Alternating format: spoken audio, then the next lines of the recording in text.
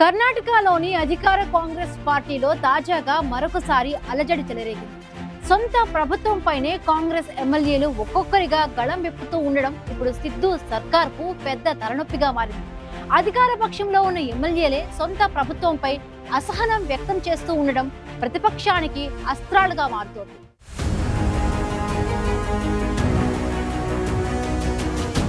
కర్ణాటకలోని కాంగ్రెస్ ప్రభుత్వానికి నిత్యం ఏదో ఒక సమస్య ఎదురవుతూనే ఉంది. కాంగ్రెస్ అధికారంలోకి వచ్చినప్పటి నుంచి ఇప్పటి వరకు ఒక సమస్య తీరిపోయిందనే లోపే మరో కొత్త సమస్య ఎదురవుతోంది.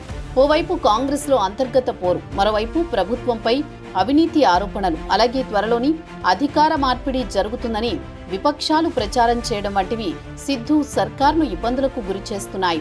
కాంగ్రెస్ పార్టీలో నేతల మధ్య విభేదాలు ఉండకూడదని, అందరూ కలిసికట్టుగా పనిచేయాలని పార్టీ అధిష్టానం ఇప్పటికే పలుమార్లు సూచించింది. ముడా స్కామ్లో సిద్ధరామయ్యతో పాటు ఆయన కుటుంబంపై విపక్షాలు చేసిన ఆరోపణలు కర్ణాటక రాజకీయాల్లో దుమారం రేపాయి. అదే సమయంలో సిద్ధరామయ్య సీఎం పదవికి రాజీనామా చేయాలని ప్రతిపక్షాలు డిమాండ్ చేశాయి.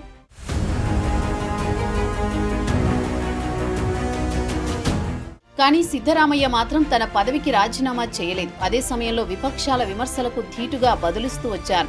ఇటీవల బెంగళూరు చిన్నస్వామి స్టేడియం వద్ద తొక్కిసలాట జరిగిన విషయంలో కూడా సిద్ధు సర్కార్ తీవ్ర విమర్శలు ఎదుర్కొంది. ఇక తాజాగా మరోసారి కాంగ్రెస్ పార్టీలో అలజడి రేగింది.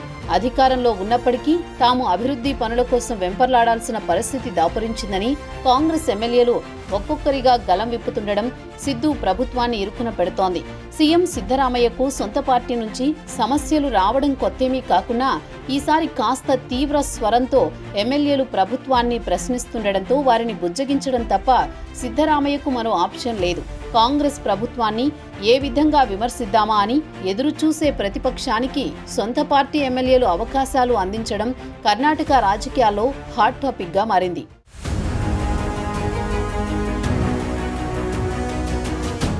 తాజాగా కాంగ్రెస్ ఎమ్మెల్యే బీఆర్ పాటిల్ చేసిన ఆరోపణలు సిద్ధు ప్రభుత్వంలో అలజడి రేపాయి.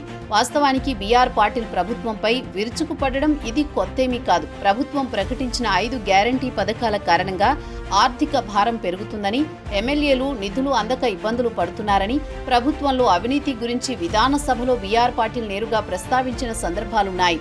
అంతేకాదు పలు అంశాలపై సీఎం సిద్ధరామయ్యకు లేఖ రాసి ఇరుకున పడేశారు. దీంతో బీఆర్ పాటిల్ను ముఖ్యమంత్రి రాజకీయ కార్యదర్శి చేసినా రాజీనామా చేసి ప్రస్తుతం రాష్ట్ర ప్రణాళికా సంఘం ఉపాధ్యక్షులుగా కొనసాగుతున్నారు.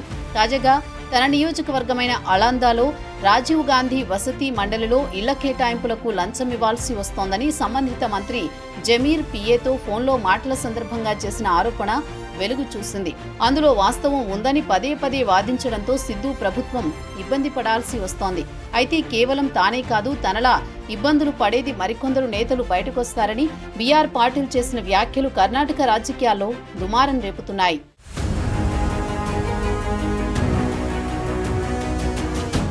అధికార పక్షంలో ఉన్న బీఆర్ పాటిల్ మాదిరిగా ప్రభుత్వంపై విమర్శలు చేసే నేతలు మరికొందరు ఉన్నారు. సొంత ప్రభుత్వంపై విమర్శలు చేసే నేతలు ఒక్కొక్కరిగా బయటకొస్తుండటంతో సీఎం సిద్ధరామయ్యకి పెద్ద సమస్యగా మారుతున్నాయి. చిక్కోడికి చెందిన మరో ఎమ్మెల్యే రాజు కాగే తాను 2-3 రోజుల్లో రాజీనామా చేసిన ఆశ్చర్యపోవద్దని సవాల్ చేశారు. ముఖ్యమంత్రి ప్రత్యేక నిధి ద్వారా మంజూరైన నిధులు 2 ఏళ్లైనా విడుదల కాకపోవడంపై రాజు కాగే తీవ్ర అసహనం వ్యక్తం చేశారు. కేవలం 13 కోట్ల విలువైన రహదారులు, కట్టడాల కోసం బిల్లులు మంజూరు కాకపోవడంతో నియోజకవర్గ ప్రజలకు బదులివ్వలేకపోతున్నానని రాజు కాగే అసహనం వ్యక్తం చేశారు. మరోవైపు సాగర ఎమ్మెల్యే గోపాలకృష్ణ సైతం గలం సవరించుకుని గృహ నిర్మాణ శాఖ మంత్రి జమీర్ అహ్మద్ ముందుగా రాజీనామా చేసి ఆ తర్వాత విచారణ ఎదుర్కోవాలని డిమాండ్ చేశారు. ఆ క్రమంలోనే విపక్షాలు మరింత పదునుగా విమర్శలకు దిగుతున్నాయి.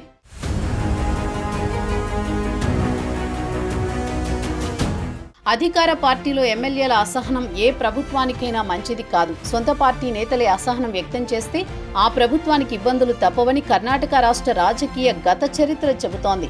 గతంలో కాంగ్రెస్ జేడీఎస్ సంకీర్ణ ప్రభుత్వం ఎమ్మెల్యేల అసంతృప్తి కారణంగా కొద్ది రోజులకే కూలిపోయింది.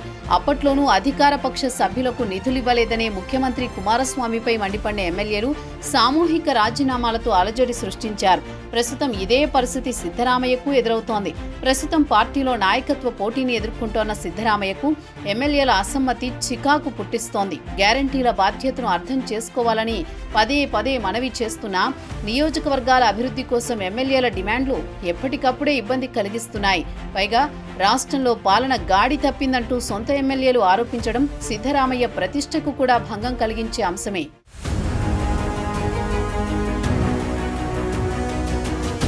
కర్ణాటకలో అధికార పక్ష ఎమ్మెల్యేలు చేస్తోన్న ఆరోపణలు విపక్షాలకు బలంగా మారాయి. బీజేపీ పార్లమెంటరీ మండలి సభ్యుడు బిఎస్ యడియూరప్ప, విపక్ష నేత ఆర్ అశోక్ నేతృత్వంలో సమావేశమైన కమలనాథులు అధికార పక్షంపై ఆందోళనకు ప్రణాళికలు సిద్ధం చేసుకుంటున్నారు. త్వరలో జిల్లా, తాలూకా స్థాయిలో సిద్ధు సర్కారుపై పోరాటానికి పార్టీ కార్యకర్తలను సిద్ధం చేశారని టాక్ వినిపిస్తోంది. వసతి మండలిలో లంచావతారాన్ని ప్రచారాస్త్రంగా మార్చుకున్న విపక్షాలు సంబంధిత మంత్రి కాదు ముఖ్యమంత్రి కూడా రాజీనామా చేయాలన్న డిమాండ్ను లేవనెత్తారు. సొంత ప్రభుత్వంపైనే బహిరంగంగా మాట్లాడుతున్న ఎమ్మెల్యేలతో ప్రత్యేకంగా చర్చించడం, మాధ్యమాల్లో ప్రసారమవుతున్న ఆడియోపై విచారణకు ఆదేశించినట్టు ప్రకటించిన హోంమంత్రి నష్ట నివారణకు ప్రయత్నిస్తున్నారు. మొత్తంగా అధికార పక్షంపై సొంత పార్టీ ఎమ్మెల్యేల నిరసన గళంతో సిద్ధు సర్కార్ వారిని బుజ్జగించేందుకు ప్రయత్నిస్తోంది.